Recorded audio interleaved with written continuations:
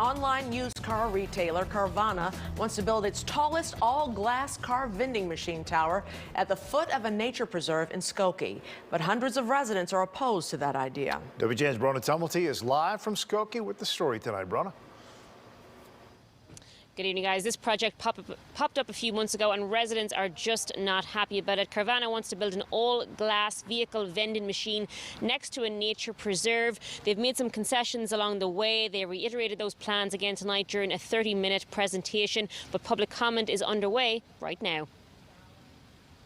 I would say 95% of people I'm talking to, and I've talked to hundreds, had no idea this was happening. You probably don't know this woman, but she's been on a mission for about a month, and her name is Kim Polka. Who am I? I'm a Skokie resident who started a petition, who started an email address to keep people informed. I have over 100 people who've told me that they're coming to this meeting.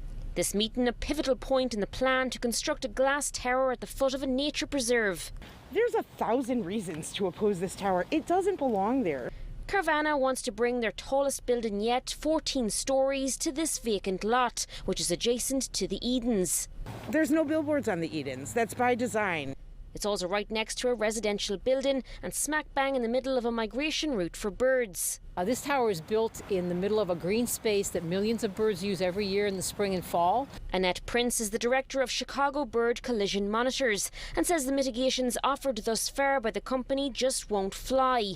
Those include lights being switched off inside and outside between 11 p.m. and 6 a.m. on 3 sides of the building, with those hours extended during the months of migration. Well, it needs to be all the lights turned off, and they're insisting on keeping lights on one side. Patterned window markers would also be added to a portion of the building's exterior to reduce the chance of bird strikes.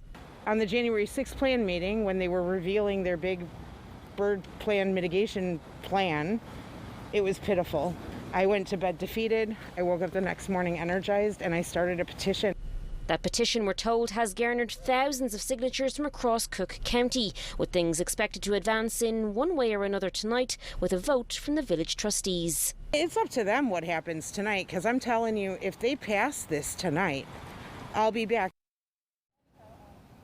Now, Carvana sent us a statement tonight saying in part that they've worked inclusively to address the concerns raised at our multiple planning commission hearings and the appearance commission hearing, where we received a unanimous approval for our project. We look forward to bringing the first and only building in Skokie with this level of bird strike mitigation. Now, the meeting is still going on inside. As I mentioned, public comment is underway. At the end of it, village trustees are expected to vote on whether this plan can take flight or it's the end of the road for Carvana. We'll keep you posted. We're live in Skokie. Brona Tumulty, WGN News. Thank you, Brona.